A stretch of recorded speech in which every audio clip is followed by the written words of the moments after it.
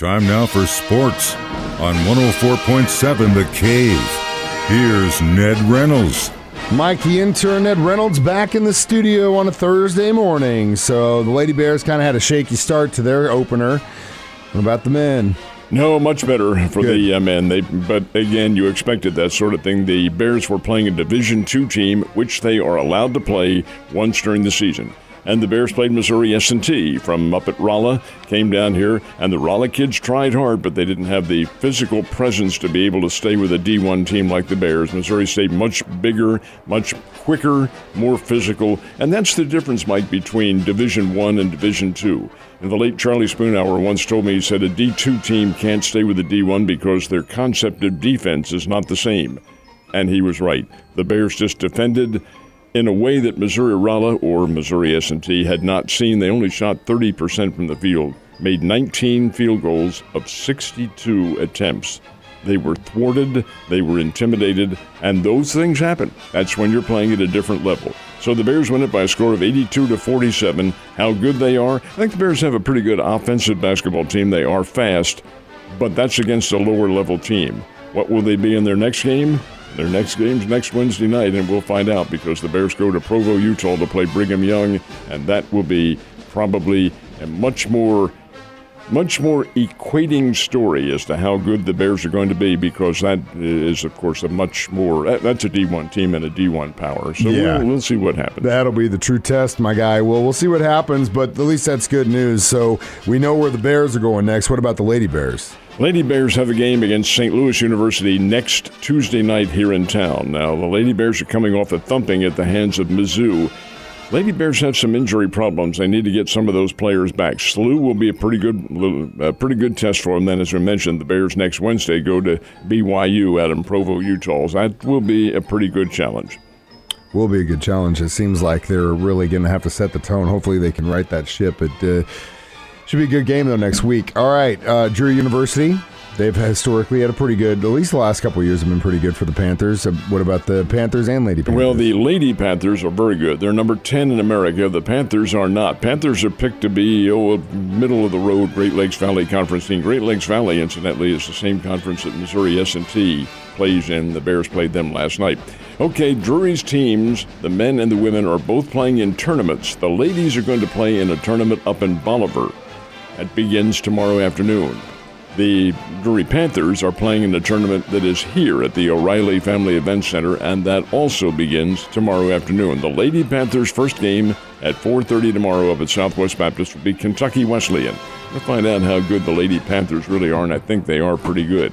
Drury will play Northwood, and that will be the second game of a doubleheader over at the O'Reilly Family Event Center. These are two teams that are coming down here, Northwood and Saginaw Valley State, and what they're doing is flip-flopping. They change opponents. Drury plays them one night, Missouri S&T plays them the next night.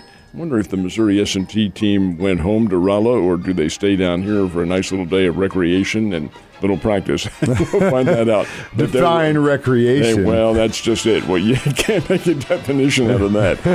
But the Miners will be back here again tomorrow and Saturday to play in that Drury tournament. Should be exciting stuff, man. I know you're going crazy. Like I said, it's good to see you having your Chuck Taylors on, man, ready for a lot of basketball. Absolutely. And keeping track of it for me, because there's no way in hell I could do it for myself, Ned. So we've got a lot of college football action this weekend, some really good ones, some not so good ones. You see any trap games? Yes, I do. I think there are some trap games, and teams really have to watch out in this one. One I'm especially looking at, well, there are a couple of them, but I think one occurs down here in Fayetteville. LSU and Arkansas. Arkansas is an underdog to LSU, but only by 3 points. LSU's coming off that win over Alabama. They are now harboring thoughts of grandeur and maybe getting in the playoffs. Watch out. The Razorbacks can give them a whole lot of problems. Alabama, which is number 10 in the bowl rankings, coming off a couple of losses now this season, plays Ole Miss. Ole Miss is number 11 in the country. Alabama is number 10 in the country. This will be a terrific matchup, and I think one that's going to be pretty good. Georgia, the number 1 team in America, goes to Mississippi State in Starkville. Now, Starkville's just maybe 100 miles down the road from Oxford. So you have the Georgia Bulldogs, number 1, playing down there. Mississippi State's not as good. That's Rick Leach's team, and they're squirrelier than heck. But see what happens. They have the capabilities of giving Georgia a really tough time if the Bulldogs aren't ready to play.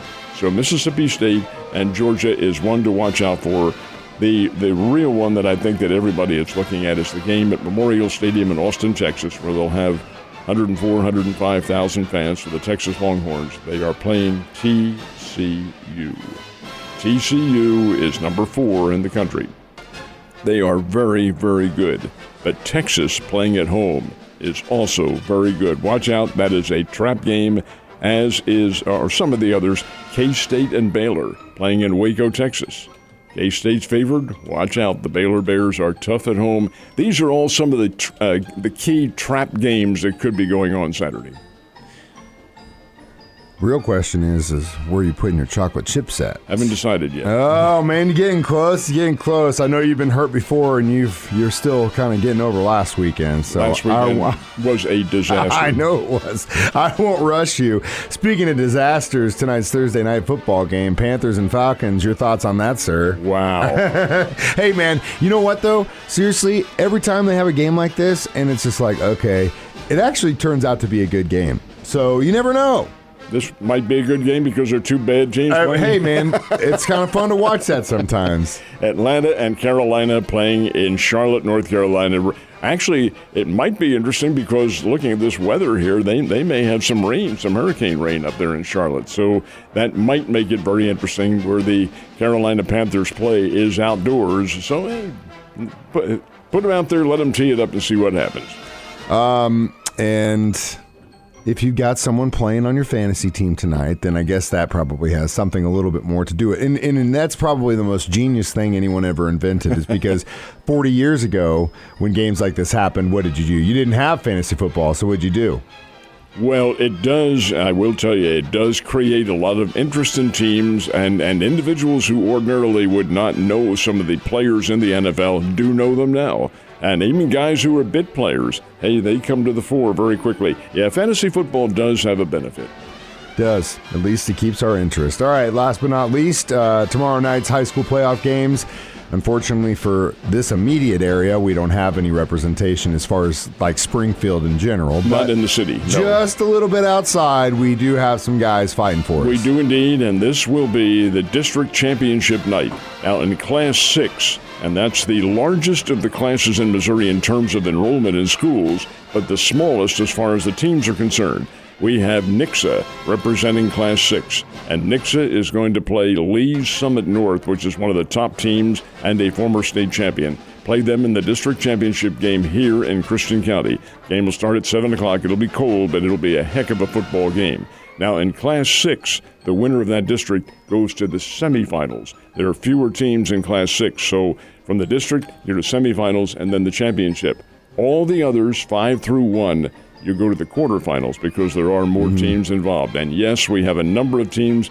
Bolivar going down to West Plains will be a dandy. How about Republic and Carthage? Republic has been upset-minded all season long. They play down in Carthage. That will be a great game. Lamar and Fairgrove, that's going to be a dandy. Hey, they all are, and that's what the high school football season is all about. It is, and it's going to be cold tomorrow night for these kids out on the field, but hopefully they can get the dubs for the area. Ned, you have a great day, sir. I'll see you tomorrow.